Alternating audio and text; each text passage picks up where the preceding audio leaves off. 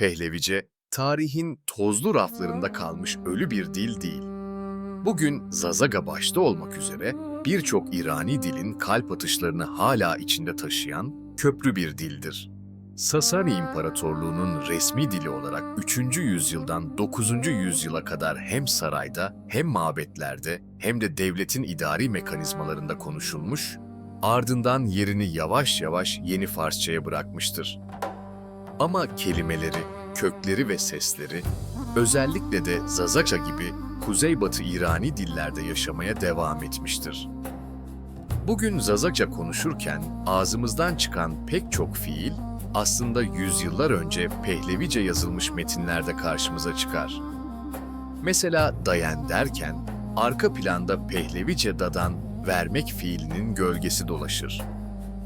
Groten dediğimizde, Pehlevice giridan almak, tutmak fiilinin sesini duyarız. Biyen, biyayen dediğimiz olmak fiili, Pehlevice budanın, kerden ise neredeyse olduğu gibi kardanın devamıdır.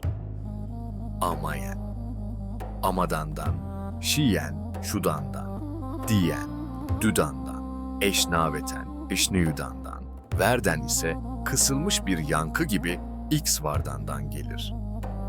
Yani Pehlevice metinlere baktığımızda sadece eski bir dili değil, Zazaca'nın en temel hareket fiillerini, vermek, almak, olmak, gelmek, gitmek, görmek, işitmek, yemek, içmek, 1500 yıl öncesinden bize uzanan bir hat üzerinde görürüz.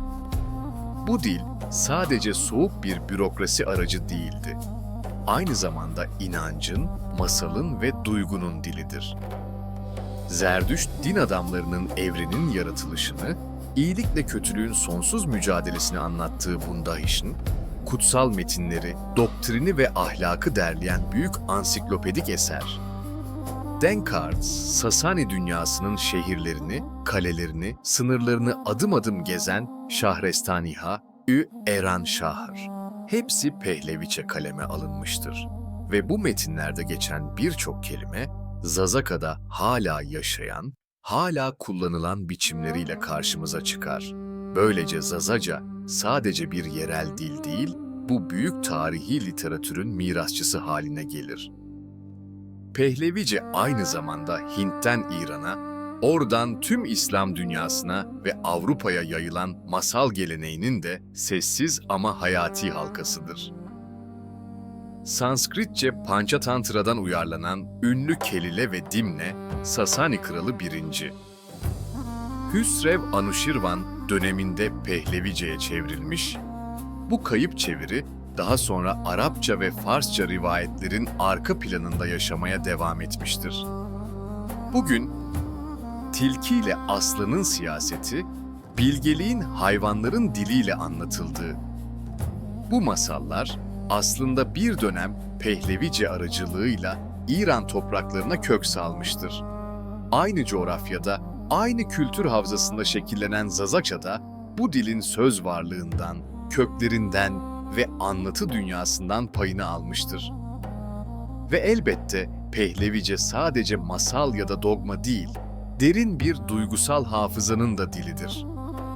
Ayatgar-i Zareran, yani Zarer'in hatırası, İran kralı Viştasp'ın kardeşi Zarer'i savaşta yitirişini, geride kalan ailesinin yasını ve inanç uğruna verilen büyük bedelleri anlatan bir kahramanlık ve trajedi metnidir.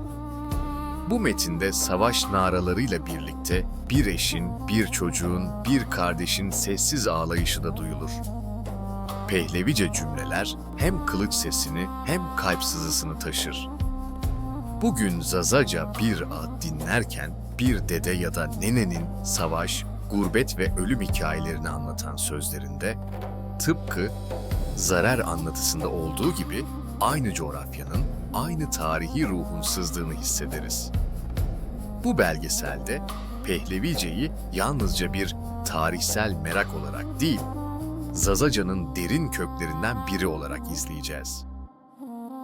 Sasani yazıtlarından Zerdüşt kozmogonisine, Hint masallarından kahramanlık destanlarına kadar uzanan bu dil katmanını açtıkça Her dadan da dayeni, her giridan da groteni, her x vardan da verdeni duyacaksınız. Yani aslında Pehlevice'yi okurken bir bakıma Zazaca'nın atalarının sesini, bugünün Zazacasını da tarihin içinden yükselen bir yankı olarak işiteceksiniz.